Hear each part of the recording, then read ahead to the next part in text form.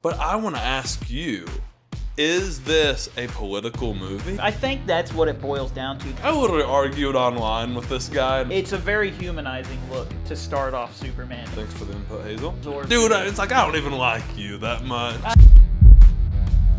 Hello and welcome to the Real Talk Podcast with Studio24. We're the guys from Studio24. My name's Kale. I'm here today with my co-host Jackson Ham, and we're going to be real talking about Superman. Yeah, we got an all-star laundry list of topics to go over today. Gonna do some Superman non-spoilers, some Superman spoilers. Got a lot of stuff to talk about Superman spoiler-wise, a lot to talk about for that movie. We're gonna talk about ourselves a little, who we are, what we do.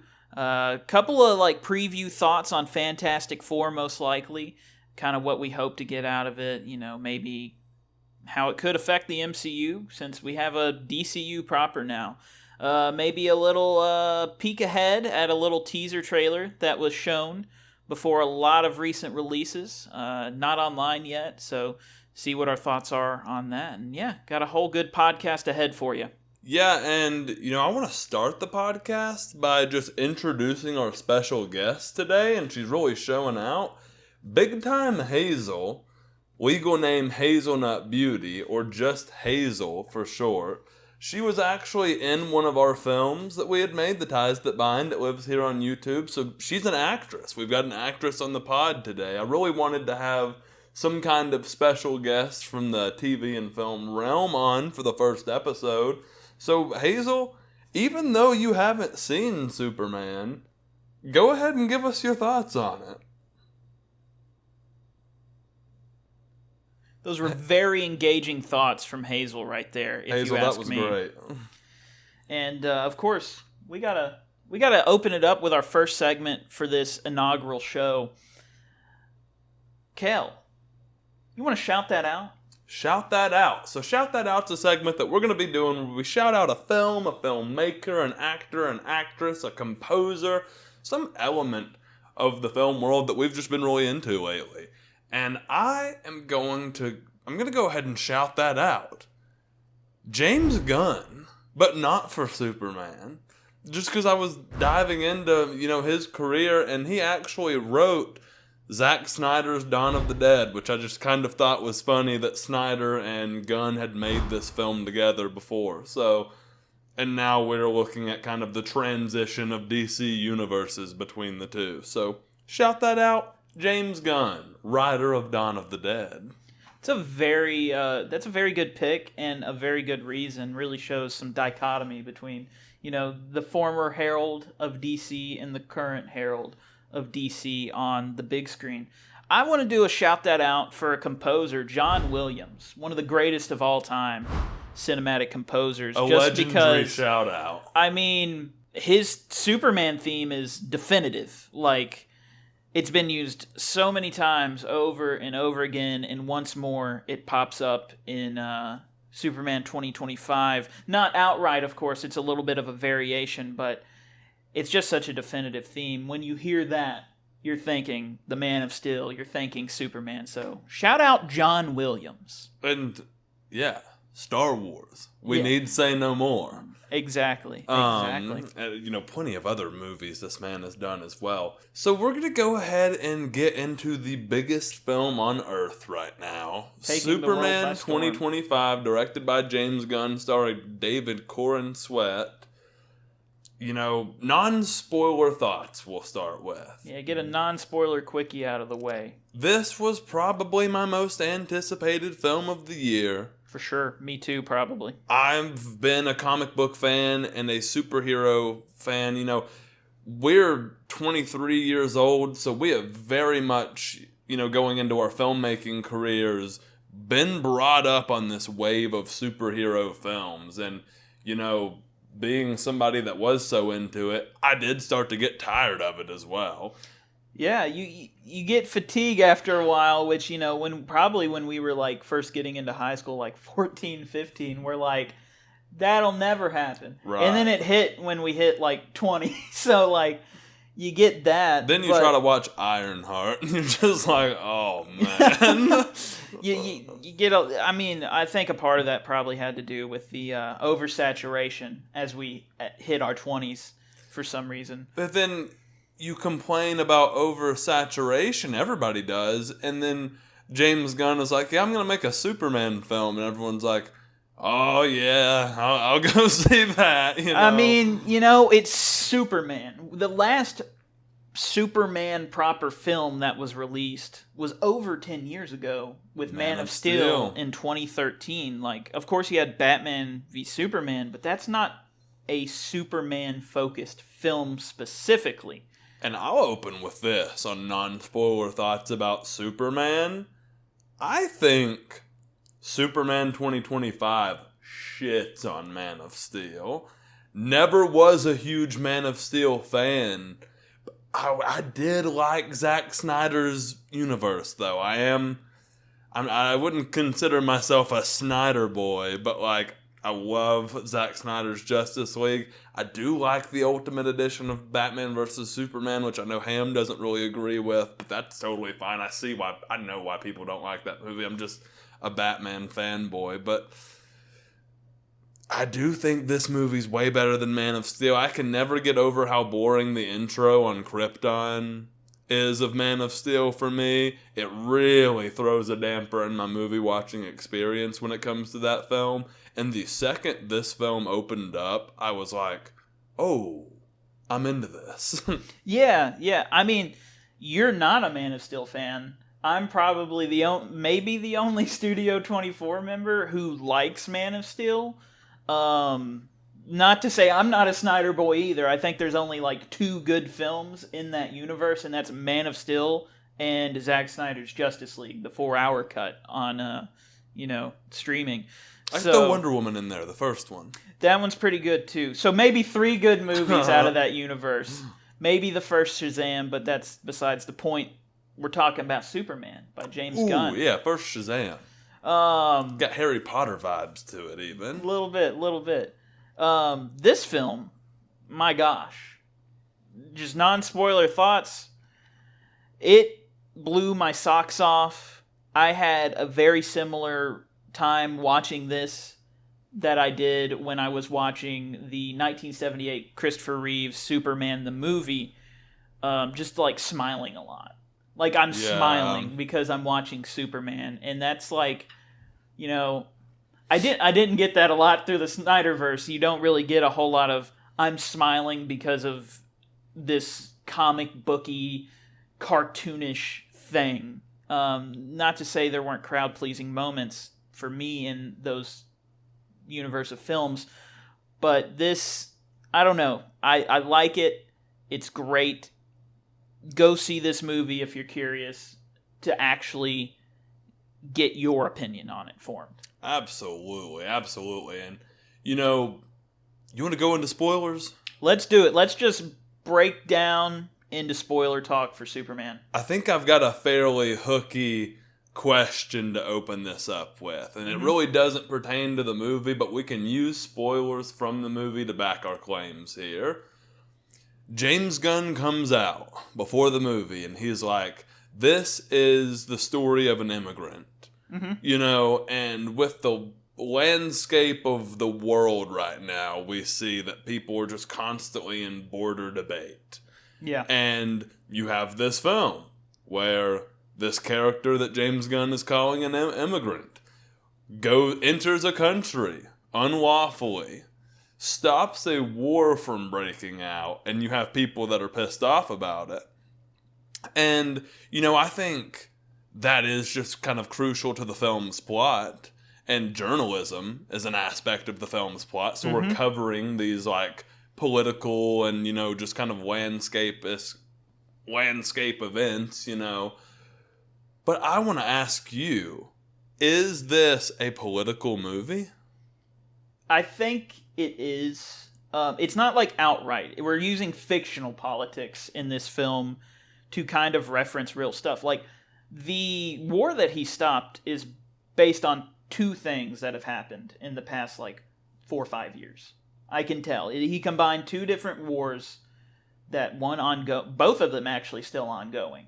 Both of them still active situations in our world, into the fake conflict that Superman stops from happening in this film. And I actually really like how he used that. It's very good. It frames the movie. But yeah, I think there's no doubt that it's a political film. I don't know if it's trying to comment on very specific real life events or just using stuff that is familiar to us here in reality to talk about that. Yeah, so I am on a very similar wavelength, but the other side of the coin. Mm-hmm. I don't think this is a political movie whatsoever. And saying just no whatsoever is a lie, because there are politics involved. But I think, like you said, they use some politics that are definitely, similar to real world events going on, and it makes your brain kind of click where you just, I see and know what's going on here. But to me, this is a film about humanity and kindness. And I don't know where either of those things fit into, like, anyone's political agenda, I think it really boils down to, this is someone trying to be human, and you have, like, the crescendo moment at the end where Superman's like, I feel, I get happy, I get hurt, like, I'm more human, or just as human as anybody else, like. And I would say that if anything, we're saying that, like, humanity and kindness are greater than anyone's political thoughts. And that I almost thought the movie was almost anti-politics in a way. A little bit, yeah, a little bit. I'd say that. I wouldn't say the film is trying to make a comment on current politics. Right. I'm more along the lines of what you're thinking. Yeah, exactly. Yeah. And I just think it's super interesting that, like, James Gunn is getting asked, like, political questions and stuff by interviewers, and he's just like, nah, man, y'all need to go watch the movie. Like, I literally argued online with this guy in an Instagram comment section the other day who was, like, boycotting the movie because of its political undertones, and I was just like, dude, you need to shut up and go watch the movie. Like, you don't know at all what's going on here. Exactly. If you're going to complain about this movie being a certain political skew or something like that, like, maybe you can make your assumptions, but at the end of the day, it is about being human and treating others with kindness. That's what Superman does. It kind of brings Superman back to what something Christopher Reeve said about Superman back when he played him. Superman, one of his, like, powers, and it's not like, an extraordinary ability or like a superpower or something like that, is that Superman is a friend to everyone. Whoever he's dealing with, he approaches it as, I'm your friend. And that's like, that's a vibe that I get from this Superman. It's like, he's a friend of the people, and you get that in the beginning when that the food cart guy goes to help him when he crashes into the ground.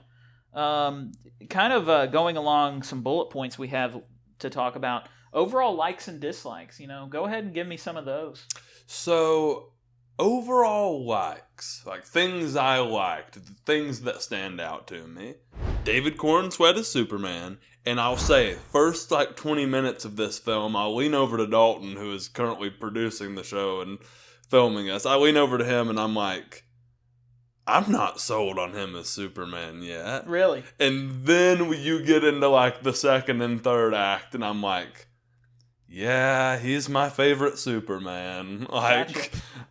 Interesting question to kind of interject here. You haven't always, you're not really a Superman guy. Yeah, I mean, Batman's your jam, but I feel like when we were in high school and stuff, you're like, Superman, schmooperman.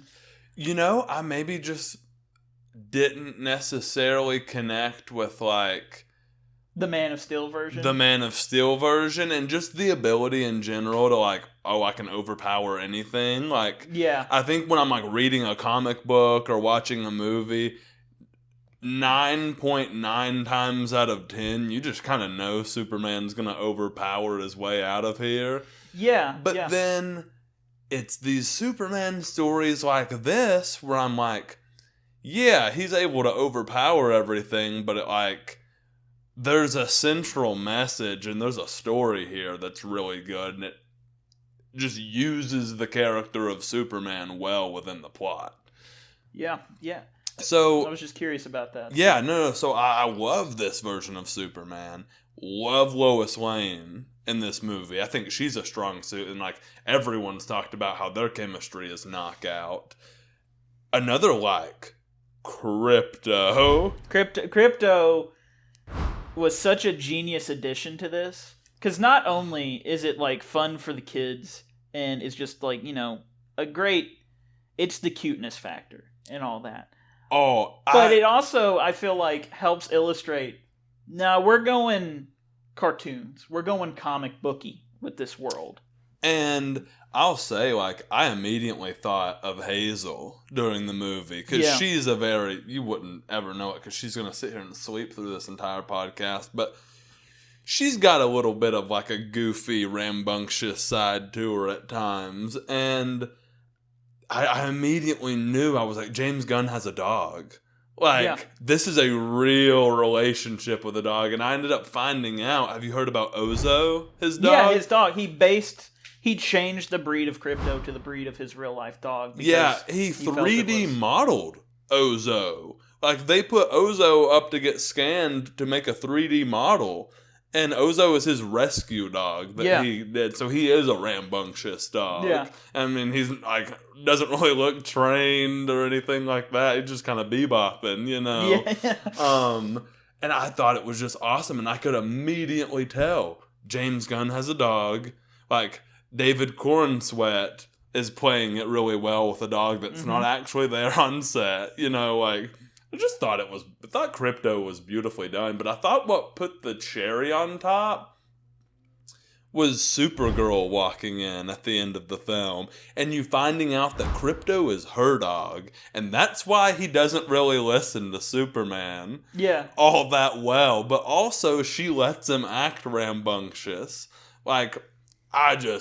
Being a dog owner, I really connected to the Crypto story. That is probably a highlight, is seeing why Crypto is the way he is and why he does not listen to Superman Clark at all. Just that's the guy that I get sent to when mom goes away, essentially. This is the dog kennel. The robots play with me.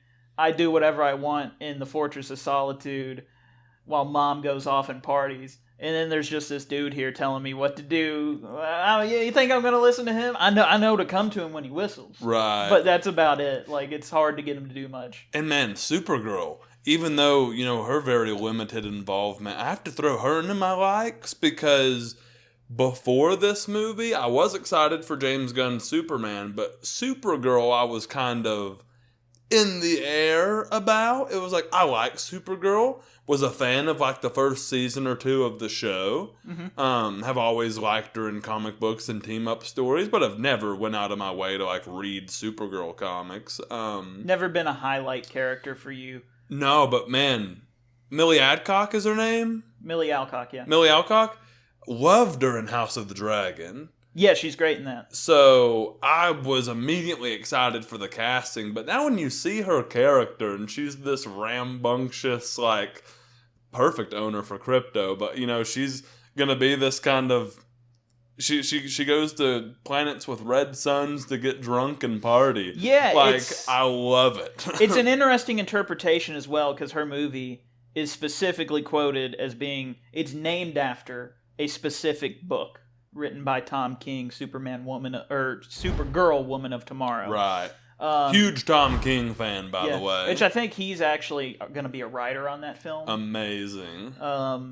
He wrote the Rebirth Batman line that I absolutely love. Along with many other great comics, of course. Good Vision story. He's that guy. I'm very excited to see this interpretation of Supergirl, because it's clearly already very different than the one we saw on, television with the CW version.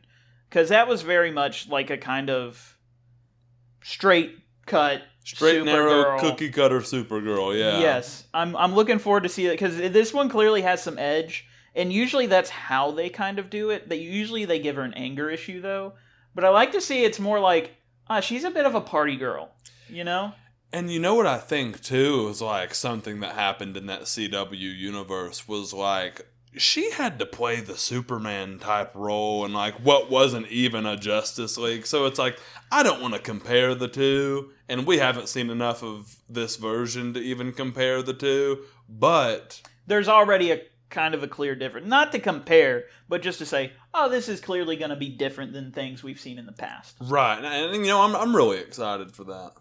I am as well. What do you think, I figure since we're talking about her, costume? The brief glimpse we get, she's wearing like this big coat, but like you see kind of the...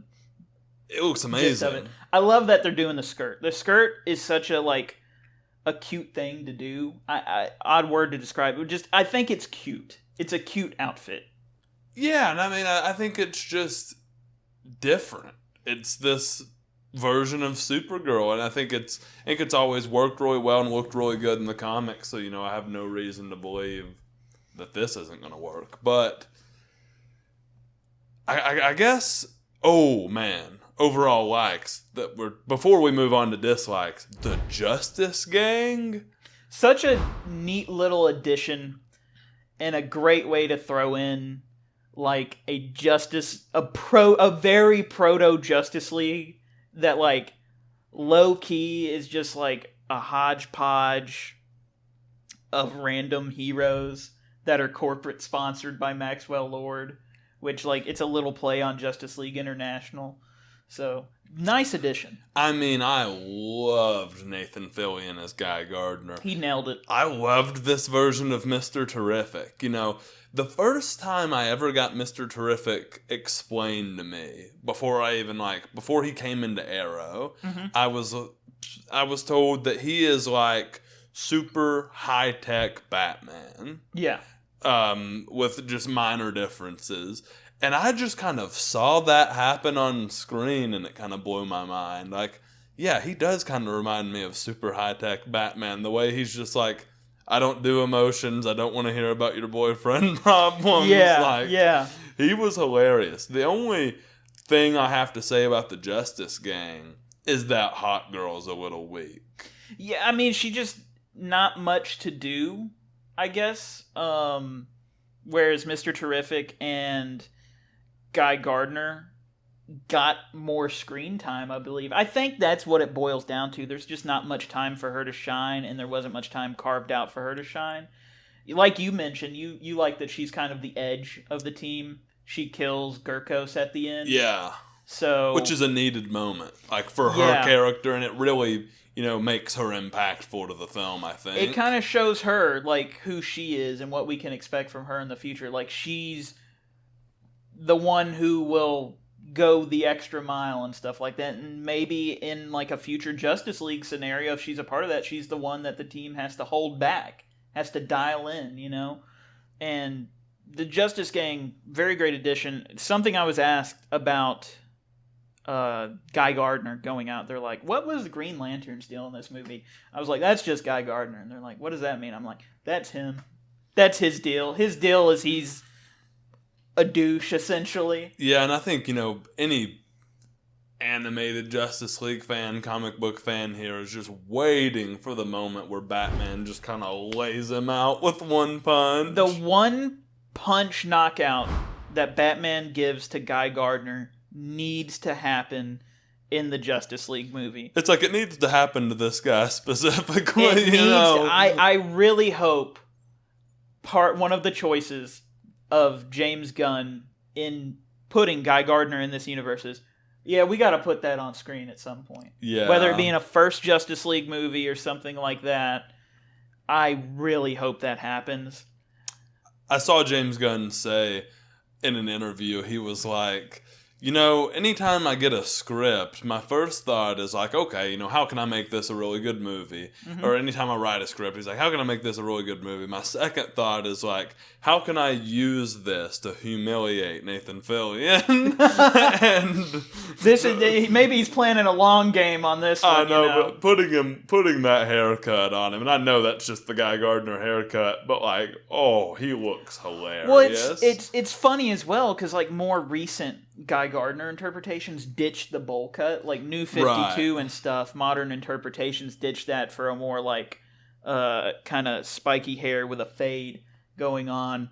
But doing the bowl cut does Guy Gardner. Guy Gardner deserves that haircut, just like by being who he is, and that Justice Gang an overall like. Justice Gang an overall like. Do you have any other likes that you need to throw in before, there are only a couple things that I almost wouldn't even say I disliked, but for sake of likes and dislikes, they definitely go on the dislike side. Yeah. So, do you have any other likes? I mean, just the supporting cast in general. I think this is a very well cast movie. I think everybody very much fit the role that they were given. Agree. And ran with it and either did justice to the character or gave it a new breath of fresh air or something like that. But overall dislikes, I can start off. Yeah. I think there's a little bit of a fast pacing issue. Like, especially with like Superman getting thrown in the pocket dimension prison. And very much kind of like a scene happens in there with him. And then it's like, we're going to get him out immediately. But, I don't know, like, it works for the film, but you can kind of tell it's like, this is 2 hours and 9 minutes. We got to get through all this at some points. I can agree with that, although I do at times appreciate the pace at which the film is moving. Because it's a thing where you can like and dislike it at the my same thing time. from the trailer was like, holy shit, how are we going to add all of this into one movie? Mm-hmm. And then you watch the movie and you're like, yeah, this played fast, but it all fits in pretty seamlessly. It's well balanced with all the elements it's juggling. So absolutely, we can try to dislike it, but we'll somehow come up with a compliment probably. Right, I know. That's what I keep getting. But so I'm going to just go into like the weaker part of the film here. In my opinion, there are going to be people who, I've got one take here that people are really going to hate, and I've got 3 here, and I'll say it last. What's her name? The engineer? Yeah, engineer. The engineer, I thought was a weak villain. She had powers that were cool enough, but every time she uses them, they're like, yeah, it just feels like the movie's like, yo, look at her powers again. Like, and I'm just kind of like, why doesn't Superman just like grab her and throw her somewhere, And then Ultraman.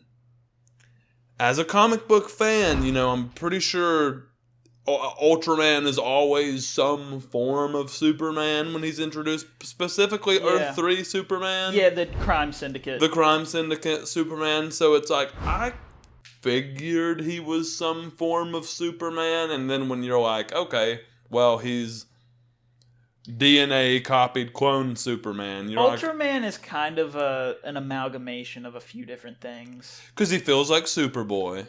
It's kind of like with Lex a proto Superboy, and Lex creating him, being a clone of Superman. The name is taken from the Crime Syndicate version of Superman, Earth 3. And then the outfit kind of looks like Doomsday's containment suit from when Doomsday first appeared. So it's like kind of an amalgamation of 3 things creating one. Yeah, and my thing here is that I thought it played well, because if you want to like try to outpower Superman, what other way than just to create a clone of him? You need like a monster or like someone who's just as powered. I really liked in the intro of the film, though, when he's acting as the Hammer of Baravia. When he's the Hammer of Baravia, and you're like, oh shit, what's going on here? And then you see how Lex Luthor is like giving commands here. I was like, oh, that was super cool. But just Ultraman in general, I was just kind of like, okay, I now wonder if like way down the line we get Earth 3 heroes, and it's like, oh, here's the real Ultraman, I definitely think if there is an Earth 3 Crime Syndicate thing that ever comes up, it will be way down the line. Because I think right now James Gunn has kind of gotten to see Marvel play out the multiverse thing and see how well that went for them, and how people have said it's overplayed at this point, partially because of the MCU's own extended, long, no resolution style that they've done with the multiverse. Right.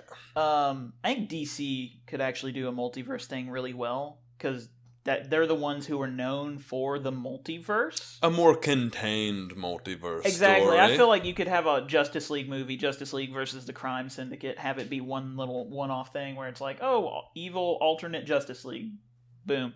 Easy. I would love to see Justice League versus Crime Syndicate way down the line. That'd be really cool. But I don't think for the foreseeable future. Yeah. So here's my and oh man, I don't want to call this a dislike, but here's my hot take. Nicholas Hoult. Nicholas Hoult as Lex Luthor is a very similar casting choice to Jesse Eisenberg in my eyes. You have this, we're going for way more brains and way less intimidation, which I think when he comes back out of prison, he will be more intimidating, because that's my biggest thing, is like, the goons that work at Luthor Corps are some goofballs. I don't even think he intimidates them. Yeah. Like, so I don't see how he's, like, really supposed to be an intimidating villain in this universe or in this movie. I do, however, love the way he's written. Mm-hmm. Like, as a comic book guy who likes, like, Mr. Terrific and, just all of these characters, really, I love how, he's got this whole pocket dimension thing going, and Mr. Terrific's like, pocket dimension? Like, that's some shit that shouldn't be happening. Like, I want to go see that. I'm going to go, like, get to the bottom of this, just because he's the most brilliant man in the film, for sure, I would say. Exactly. And so, you kind of have an awesome dynamic between them just kind of being tech bros. Mm-hmm. But Lex Luthor is an angry man.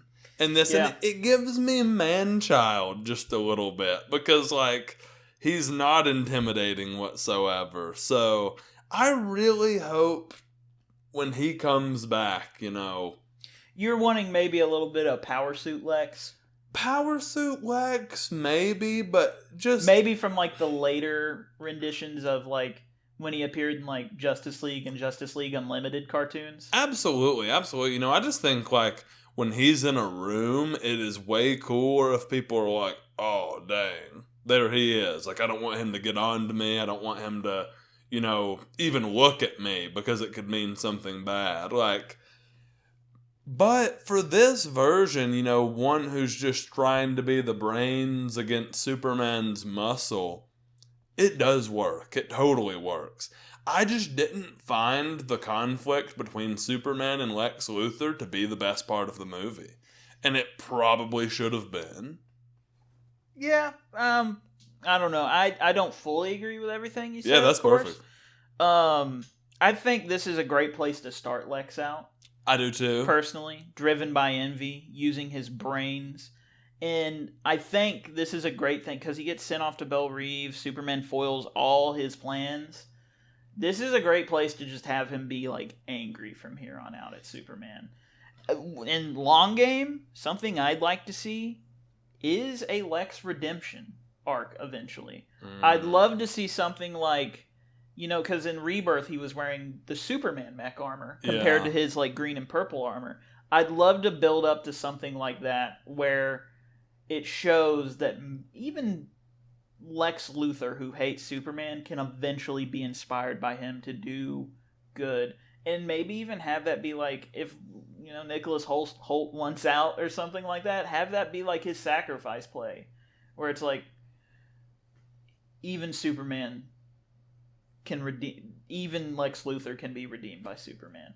Or something like that. See, and I think that's a super cool arc they could go with way later on. I guess my thing is that just he's going to have to come back and either be the villain or the sacrificial hero for another movie. And while that's completely fine, I don't know that I'd want another Superman versus Lex movie. If he's just going to come back as a much worse villain, like, as a much worse villain. Yeah, I'd like him at least like as a villain in one more Superman movie of some sort, and give us the Superman versus Power Suit Lex. Yeah, we gotta have that, or put that in a Justice League film. Power Suit Lex versus the Justice League. Yeah, kind of like, or like an Injustice League type of thing. Like Lex has all the villains from all the movies, and he's like, "It's time that we band together." That would be cool. Take them out. That'd be something that I'd love to see, because that was like set up a little bit at the end of Zack Snyder's Justice League. So very interesting to see. Superman, of course, we got to talk about David Corenswet as Superman. I mean, his character, his costume. What do you think about his costume? That's been something that I've seen all kinds of different takes about. I loved it. I loved that he really beefed up too, and like that James Gunn didn't want to have any fake muscles in the suit. And I mean, you just get to see that David Corenswet turned into a beast for this role through the suit. Like, yeah. At first, when it was revealed, I was very mixed on it. As I've seen the movie, I've grown to like it a lot more. I still have some minor tweaks I'd do, like some of the lining on the shoulders and hip areas I'd remove, but a lot of it has grown on me, like maybe the midsection as well. But the symbol is not your traditional Superman symbol. It's the logo from, Kingdom Come. One of my favorite comic books. It was one of the first graphic novels I read when I actually started seriously reading comic books. Do you have any opinion on that choice or anything like that? Or to you, is it just more of a, that's a unique Superman logo? To me, it was just really like, thanks for the input, Hazel. To me, it was really just, this is a Superman symbol. Gotcha. I really thought nothing of it, but like you said, my entire life, I was not a huge Superman fan. Like, yeah, I favored, and probably still favor, a lot of other comic book characters over Superman, but I thought the suit was cool. Yeah, I have a little bit to talk about, like, the symbol itself. Let me see here. I wrote it down. Yeah, the symbol itself, I think, I don't think it's at least something James Gunn just said, I really like that logo. Of course, there's probably a part of that, because everybody, when you get into the minutia of Superman logos, it changes like every half a decade, right, almost. So there's probably an element of, I really like that one, but I think it is a little more deeper than that. I think James Gunn chose it maybe because there's some similar themes between Superman in this film and Superman in Kingdom Come, in that they are making the best decisions they think they can in both the film. Because Superman, of course, is being kind of questioned about his decision to interfere in that foreign conflict and stop a war. And he's like, it was the right decision because people were going to die, no doubt. So it was the correct decision to stop as many casualties as possible. And in Kingdom Come, he's kind of trying to usher in another generation of superheroes and guide them correctly. Yeah. While other heroes and people in the universe are like, no, we don't need these new heroes and stuff like that. And he's trying to make the best decision that he can. One thing that I really like that I think this does a little bit differently than a lot of Superman stories I've seen is that a lot of times you have like the world loves Superman and Superman loves everybody else, essentially.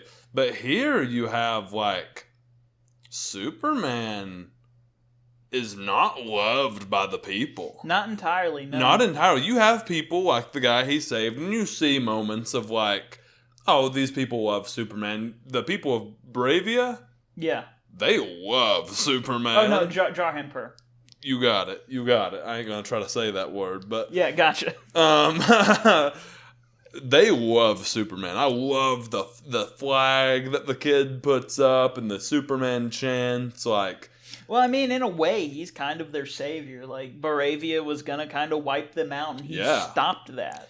But I just love kind of flipping the narrative here and having a world that doesn't like Superman. Not entirely. You definitely have his supporters, but a world that isn't so married to Superman that when, like, that message gets, released, that they're not entirely unwilling to question him. Like, they're willing to question Superman, is what I'm trying to say. They're willing to say, whoa, are you, like...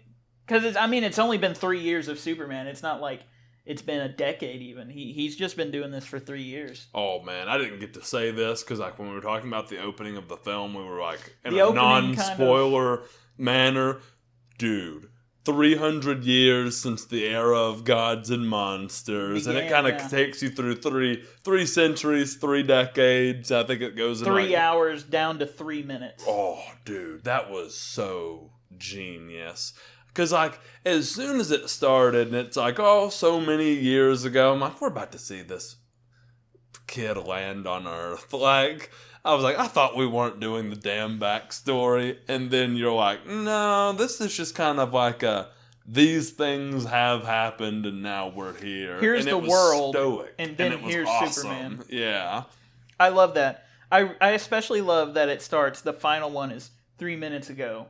Superman just lost a battle for the first time. And it's like in 3 years he has not lost, but in this movie we pick up at his like lowest moment almost. The first time he loses and he needs help. And it's a very humanizing look to start off Superman. Instead of most superhero movies, you start off with like an opening mission or like a flashback or something like that, where either the hero's resolve is formed or something like that, or a villain is born or something. But here we start off, it's like, yeah, Superman just lost. Here he is, down in the dumps a little bit. But he's not like retreating. He's going to heal up and then go right back. Yeah, and I loved the Fortress of Solitude in this movie. Like, I think they perfected that. And having the robots in there and, like, the way that it looks when it comes out of the ground and returns, you're just like, this is epic. Like, I don't know a better word for it than epic. Like, the visuals are stunning. They definitely did a great mix of so many interpretations. Yeah. Of the Fortress of Solitude. I perfected it almost. Yeah, I thought it was so cool, and I can't really wait to see where it goes from here. And I thought it was like a pretty dead giveaway, though, when they're like, oh, yeah, Lex can walk up in here. Well, how the hell can he do that? And it was like, oh, Ultraman's gotta be Superman. He kind of has a similar stature. He almost looks like a weird version of Superman with his outfit. He's got a big U on his chest instead of a big S. Right. So, kind of saw that coming from a mile away. But, hopefully some people got some enjoyment, got some shock out of that. Man, I know there are people who just aren't huge nerds like we are. And they probably thought that was the coolest thing ever. Exactly. Superman's character in this, we've touched on it so much. True. We've talked about his character and what he does, but I think it's one of the best interpretations of his character from page to screen. Like, he is this guy who he just wants to help people, he wants to save the world, and he feels just a call to serve the people of Earth. And that's Superman. I think so too. Like, just the representation of like humanity and kindness. Like, and I think it goes to show, it's like Superman, this man who, he's got all the power in the world, but like not the resources necessarily. Like, I love meeting the Kent family in this movie. And to me, like, you got to understand, this podcast is being filmed in Tennessee. We're from, like, small town Tennessee. Yeah. And the Kents are people we've met in real life. Like, there's like from this movie. That we've seen where the Kents live, essentially. Yeah. And stuff like that from where we grew up. I know they're not in Tennessee, they're in Kansas. And, I guess I've never really met anybody from Kansas, but I felt like their accents felt very Southern. Yeah, it's kind of like a generic farmer type of accent, like we've met the guy who's like a little quiet and stuff, but when it comes to his son, he gets fired up, and we've met the woman who's like a strong head of the household and stuff like that in our real lives. And some of us have lived it and such. Right. And I mean, even like just the other day, my mom saw this wedding film that we made, and the phone call that she gave me afterwards felt very reminiscent of Clark's mom being like, "We saw your story on the front page." Yeah. Like that one's very relatable. it was just the same, you know. You can picture your mom on the other end, like 5 feet away from the phone while it's on speaker type of deal. Right. So bringing it back to Superman, we're just talking about his parents. I do want to say, I did a little video when that first teaser trailer came out, a Studio Cinema Saturday episode, and something I mentioned is maybe Superman is going to be a little counterculture. Not Superman himself, but what he represents, kindness and hope and all that. And I just want to say, it came to fruition a little bit.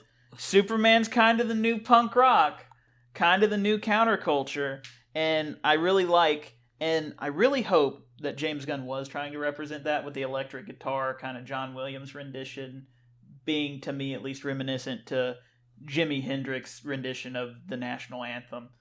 That's a beautiful connection. I really hope that is part of what he was going for there. But Superman's a little counterculture. It's like, in a world where everybody's negative and a little hateful, he's like putting kindness into it, and that's the new punk rock. To me, hot take, where you're a little like lukewarm on Lex Luthor, I'm all about Nicholas Hoult as Lex Luthor. My hot take is he is the best cinematic Lex we've ever had.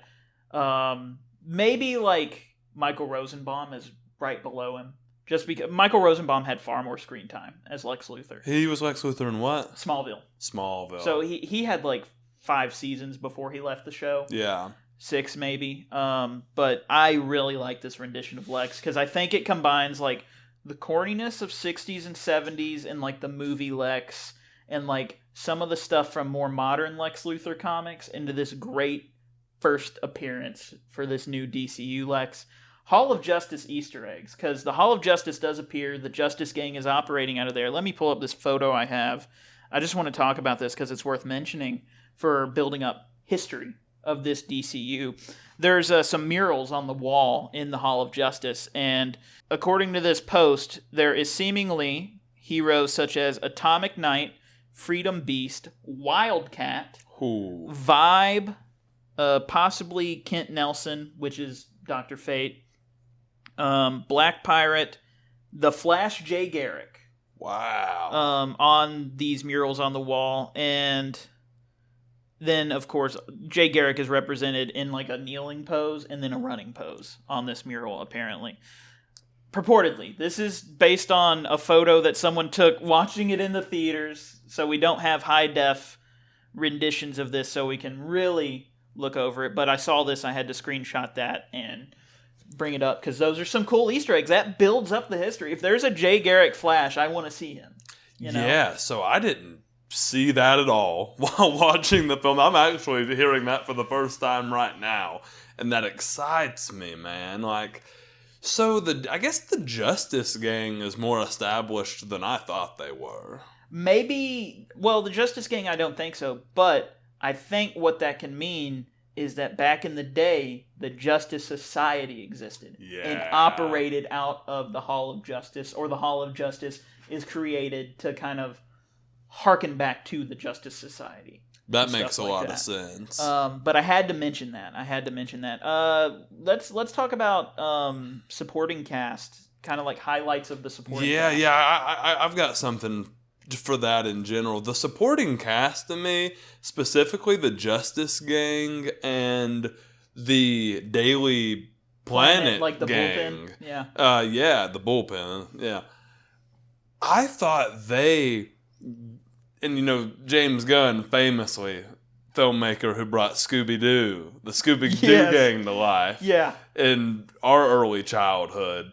I really felt like this was a Scooby-Doo gang type atmosphere, and really felt that come to fruition in the mystery element of Lex Luthor's girlfriend, who was Yeah, all Miss over. Tessmacher. Yeah, who was all over Jimmy Olsen. When they're kind of piecing together, in the back of these photos, like she's been like leaking stuff to us. Yeah. Felt like the most Scooby-Doo moment, and I loved it. Usually when you find some Scooby-Doo moment in a film, you're like, man, this is campy.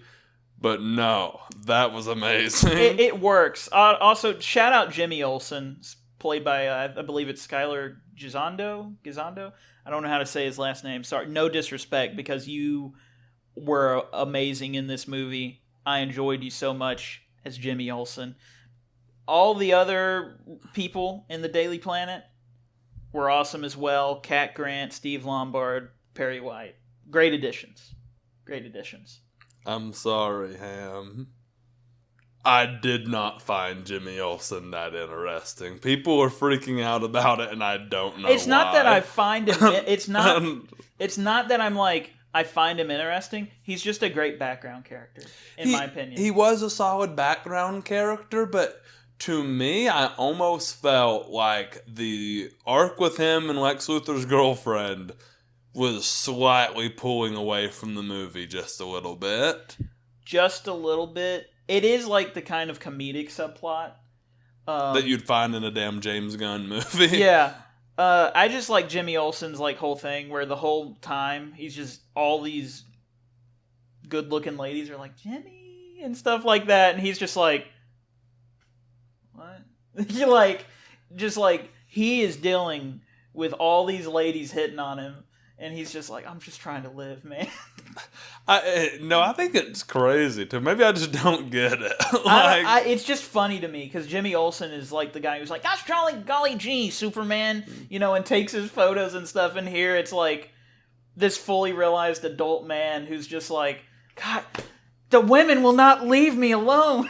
And it's just kind of funny. It's a funny little modernization of Jimmy Olsen, in my opinion. It definitely was funny. Like, I am just seeing people freak out about him on the internet. And I'm just kind of like, to me, he was one of the You don't see the hype there. I understand what you mean. I don't. To me, he was like one of the more forgettable elements of the film. Yeah, the Daily Bugle Planet in general for me was because... Like, was Cat Grant even, like, mentioned by name, or we just know who she was? I think we just know who she was. I don't know if they ever used her full name. Right. They either call Perry White, when they're, like, about to go get in the tea craft, is, like, he either calls her, he's like, Cat, come along, or Grant, come on, or something like that. But we just kind of... Well, at least fans just kind of know. Right, and like them being in the tea craft is where I was really like, oh, this is some mystery mobile type content here. Yeah. But man, I loved it. Yeah, it was fun. He manages to make that fun. Let's talk about the original score and like music tracks James Gunn uses. I really liked the original score for this. I think every like theme, like the Superman theme, beautiful like rendition and kind of mixture, I'd say, of John Williams' theme from the original, and with the guitar in there, a little bit of Hans Zimmer from the Man of Steel theme. Yes, I thought that. Mixing the two, there's the one moment where the building is about to collapse on the car, and then it does, and the lady is saved by Superman. But she looks in her mirror and it has that shot of him rising out of the rubble with the theme. That, paired with that imagery, just makes you go, that's Superman on screen right there. Oh, yeah. But before your eyes. The Luthor Corp theme. Whenever it kicks in, when it's showing the Hammer of Baravia. Very techno. Very techno, but it's also just like, yeah, it's kind of like, I don't know. It's just very good. I was kind of getting down to it. I ain't gonna lie. Yeah, you're getting down to it. The Justice Gang theme I heard described. I read right before we started recording. I think it was John Murphy was talking about it. He's one of the composers. Was talking about. It was John Murphy or David Fleming. I don't remember. They both worked on the score though, and they should both be recognized for it. But whichever one it was talking about how the Justice Gang theme is supposed to sound like how they would think their theme would sound like. Like, they're not a fully realized team. It's just three guys. and their music is supposed to sound like, yeah, this is probably what our theme would sound like when we show up. And it kind of matches. It kind of matches. Hilarious. Musical tracks. I believe there was only 2 used in the film.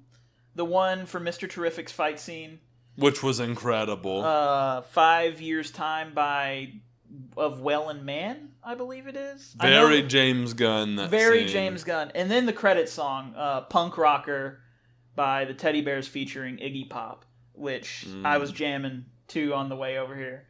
Just a very good song. Kind of solidifies the whole, man, it's a little punk rock. Yeah. Theme of it all. I mean, you get the posters in his room. Yeah, too. the Mighty Crabjoys. So funny. Which, on the soundtrack, you can listen to a Mighty Crabjoy song, which is a fake band. Oh. So they have a whole song on the album made for this fake thing. That's funny. And it's not even played in the movie. It's played over the credits of the film. And then the soundtrack. So that's just like a fun little Easter egg. Yeah, and I mean, I'll even say this. I'm really not a guy. It takes a very good score for me to like throw it on in my car on my way to work. But man, I've been listening to the Superman theme. Yes. Yeah, you gotta just like all it has its own little rendition. Like there's a softer rendition. There's like a heroic rendition, and just listening to all of it. Amazing job by John Murphy and David Fleming. Yeah. And shout out John Williams, because he's like the origin point for all of that. Do you want to give the film a rating? You want to go ahead and rate it? Yeah. You got anything else to say? I've got a rating prepared that I just kind of given it in my head. And I was teetering between 2, so I kind of met them in the middle. I think I'm an 8.3. That's a good one. I'm gonna go just solid 8 out of 10. 8 out of 10. See, like, I was thinking about an 8 out of 10, but I was like, I just enjoyed the film too much to give it just an 8. It's not quite an 8.5, but you want to give it more than an 8 type of thing. I don't think it has like, and I mean, this is being so nitpicky that I feel bad, but like, when I give a film an 8.5, it's usually like artistry to the max. Like this was amazing. Like it just didn't knock me away. 8.5 to you is like, it's almost there. Yeah.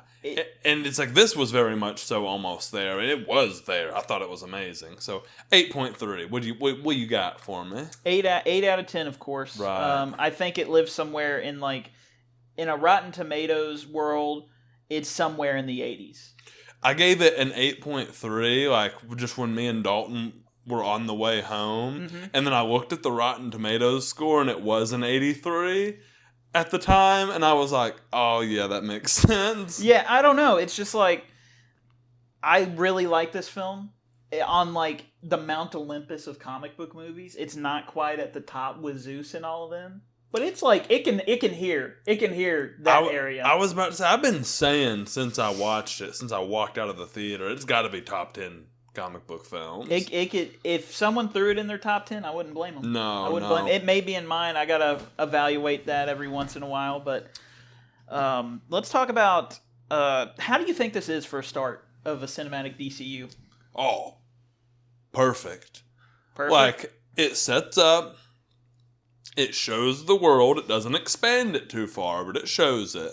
Yeah. And overall, it's like, like when Iron Man and Captain America the First Avenger came out, like, you're like, oh man, we have Iron Man and Captain America to build off of. Mm-hmm. This is very much, we have Superman to build off of. Yeah, it's Superman and a broader DC universe, which is a good start. I mean, let's look to the future. Supergirl is going to be... So excited. I'm very excited about that after seeing her. I'm probably more excited for Supergirl than I was Superman before this film Really? came That's out. interesting. Just because I think this film is the factor there that makes me so excited for Supergirl. That's very interesting. With the Engineer, she's got to go and join the Authority, which is an announced movie that is being worked on within DC Studios somewhere. So the Authority, the Engineer, that they'll have to make me care about. I feel like it's more of like a lead-in, like, oh, we got this here, and then when the Authority comes out, people will be like, oh, the villain from Superman's on a superhero team now? That'll be very interesting to see. Yeah. Lanterns. Guy Gardner is going to be in the Lantern show. Amen. I'm so in for that. Guy Gardner popping up for however long he's going to pop up in that show. But I'm very excited to see Hal Jordan and Jon Stewart on screen together. And I think they were cast very well. Like, I never would have... Kyle Chandler, who is playing Hal Jordan, I believe he was in the original Friday Night Lights show. Okay. As one of the coaches. Give it to me, coach. He is an unorthodox choice, in my opinion. Like, he wouldn't be, I don't know, a guy who's like on the top of the list. But then you hear that and you're like, nah, yeah, he could be Hal Jordan. And then you see like the promo image they released, and he's sitting there and he's in like a Hal Jordan outfit, and he's got the green ring on. And you're like, yeah, it's Hal Jordan. Yeah, that's Hal Jordan. Broader universe as a whole, I'm excited to see. Yeah, and I want to give a hot take. Hot take? Another hot take. And, this... I don't know, nobody agrees with me here. But none of you guys have so far. But I feel like I know what this is now. I can go either way. Yeah. I think Robert Pattinson's Batman would fit really well into this universe.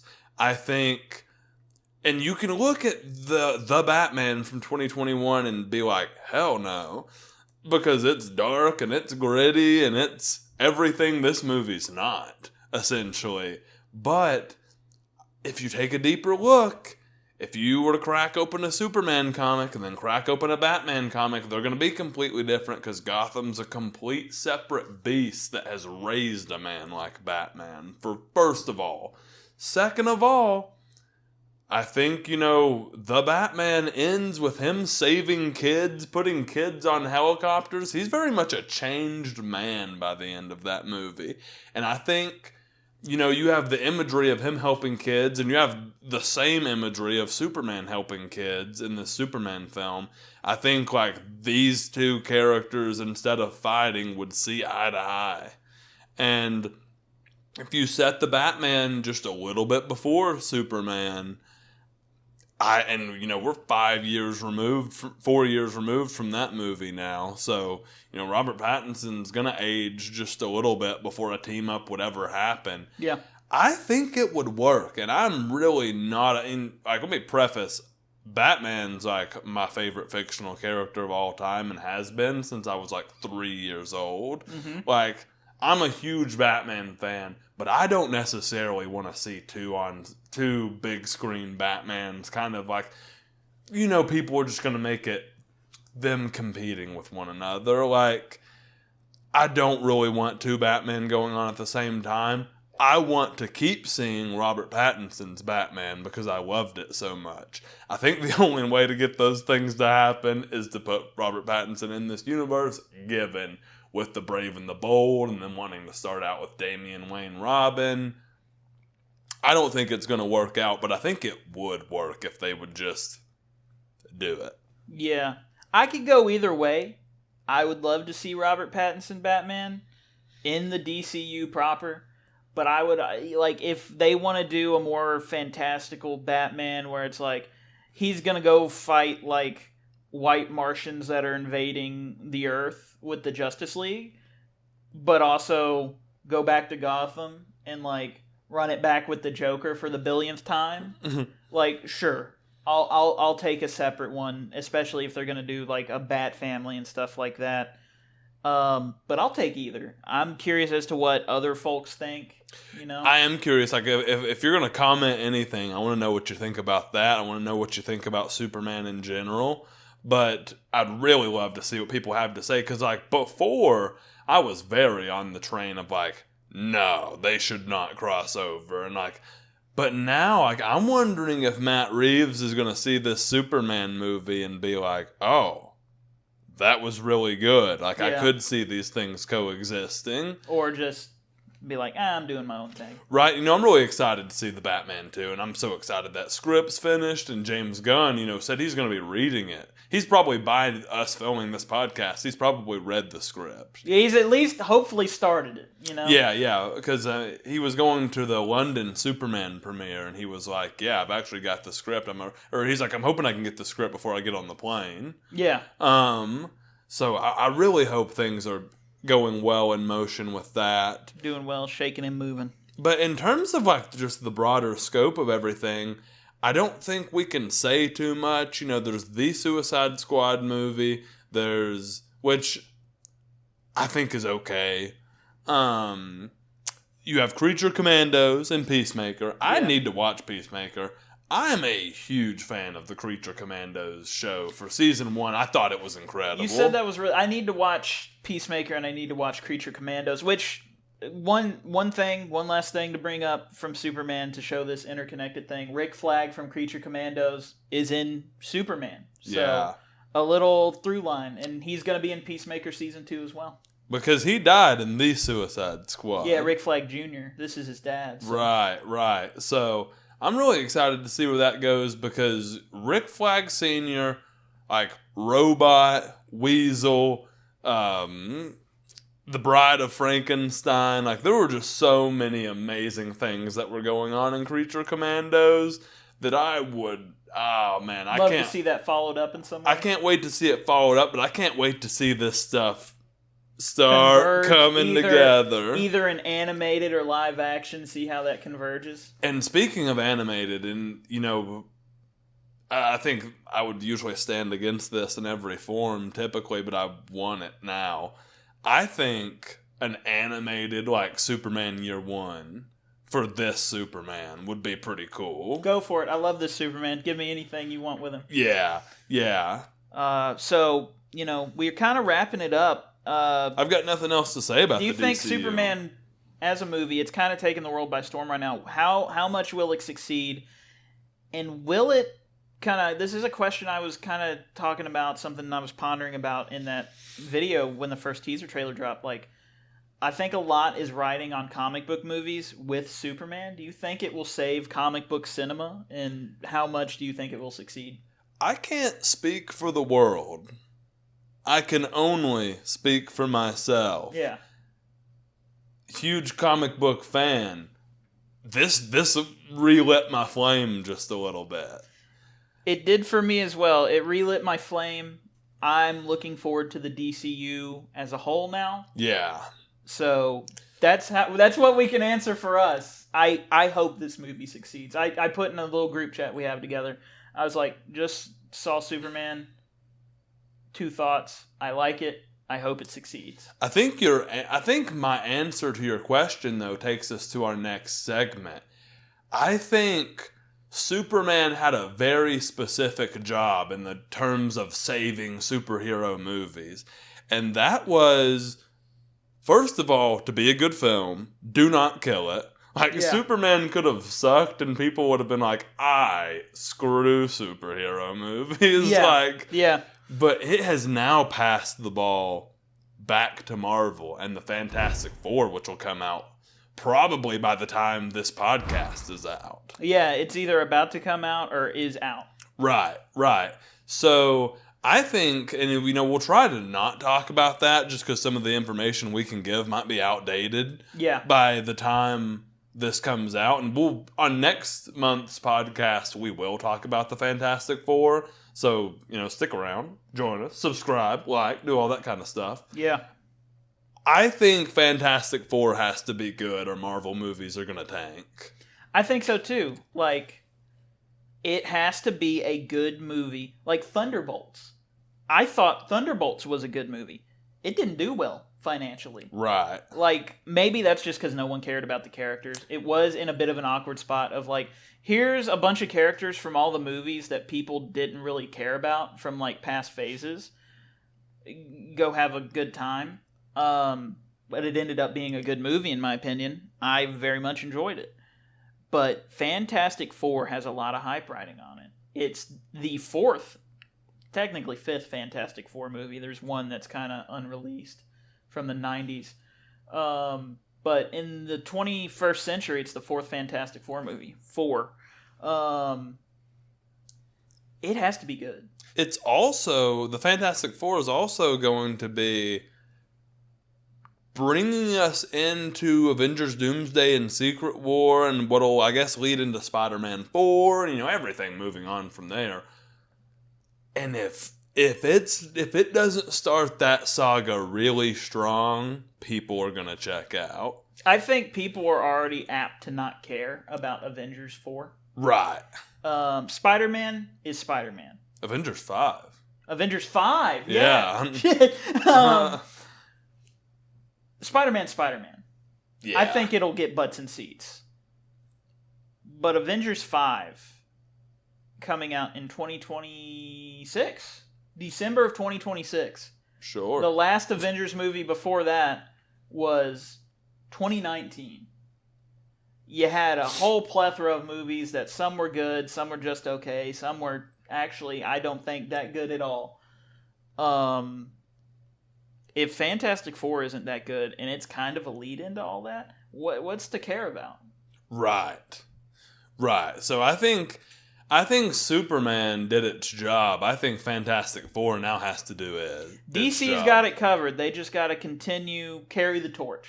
Yeah, and I think even if Marvel completely dropped the ball with this next phase, I think people are still going to be excited for what's to come with DC. So that really excites me. People see the trailer, like, oh, that's connected to that Superman movie. That Superman movie was good. So I think we can probably move on from superhero movies. Yeah, you want to talk about us? I'd love to talk about Studio24 just a little bit, kind of who we are and what we do here. Again, my name's Kale. This is Jackson Ham. We call him Ham here at Studio24. We are filmmakers. We have over 12 short films that you can watch here on the channel where we've made our own films. We're seeking the filmmaking industry here. We want to make films. I'm almost done writing my first feature film that I'm going to try to start getting the ball rolling on as soon as, that script is to a point where I love it. I direct a lot of the films here, shoot a lot of films. We make wedding films. We make skits here on the channel. And you might be here because you originally started watching Studio Cinema Saturday, which was our movie review show, or Television Tuesday, which was our television review show.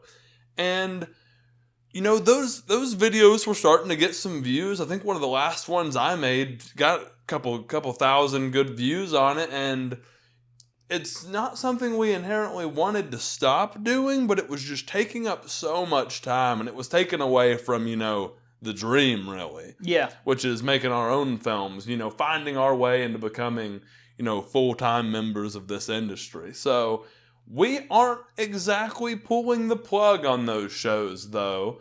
They will just kind of live here.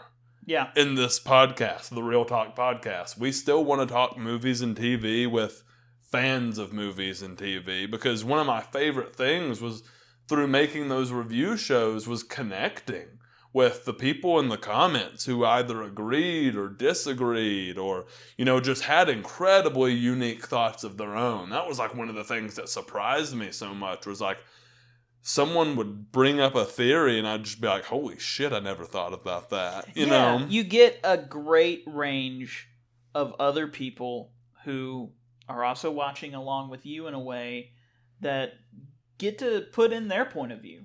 And that was one of the greatest things, is seeing everybody. And sometimes it'd just be a big celebration in the comments of, this was so good, man, and you just get to relive it with them. And that's a great thing. I agree. And, I'll once again circle back to our films.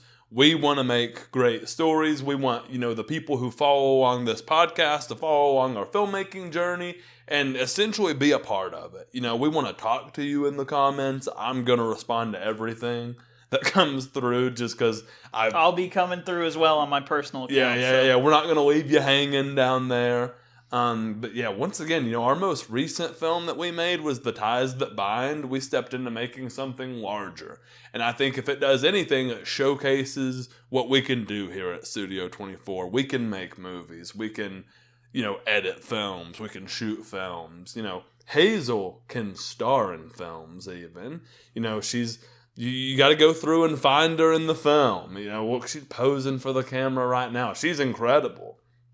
Got to go through and find her in the film. Let us know in the comments that you did. The Ties That Bind here on YouTube. It's a 38-minute horror featurette. We don't call it a short film because it's cooler than that. Yeah.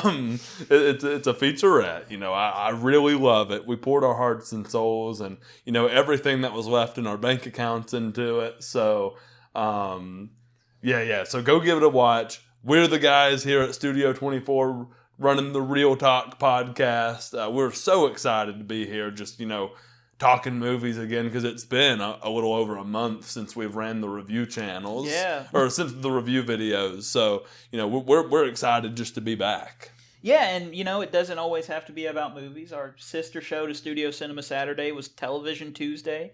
So, we covered pop culture as well. Yeah. We can talk about all kinds of different stuff on here. And maybe be a little more long-winded about it sometimes. And I think sometimes we love to get long-winded and talk about it with each other. If you've made it this far into the podcast, you know that. Yes, sir. Yes, sir. And, you think you want to stop talking about us? You want to end it off on a good note? Well, we stop talking about us, man. We can't be too self-absorbed. Dude, it's like I don't even like you that much. I come here and it's just like, come on, let's do the cast and get out of here. Right. You got to sit on the couch. I got to sit in the chair. We got to do the pops. Right. It's like I don't even really like any of you guys. So yeah, we just do this. I don't know, for maybe a little self-flagellation. Yeah.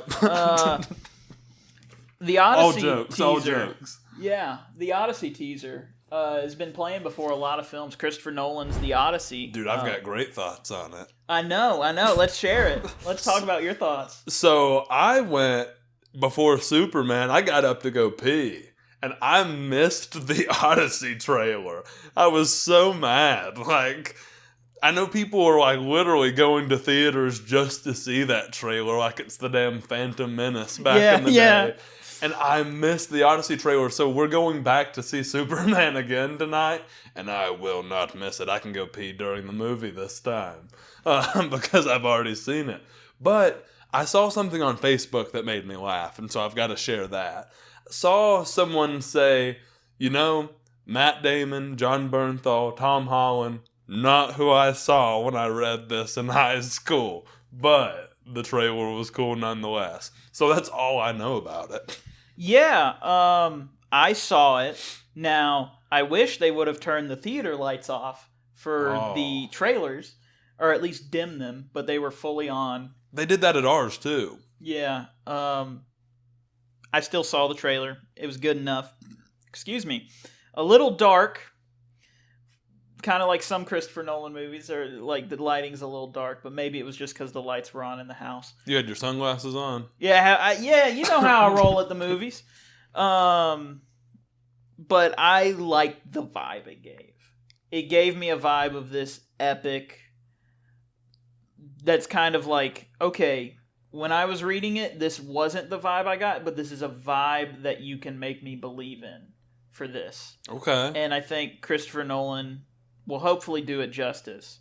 And some of the shots in it were absolutely beautiful, and you're going to be sitting there like, that's this scene. If you see the teaser, you're going to be like, that's that scene from, Homer's The Odyssey. Christopher Peaklin.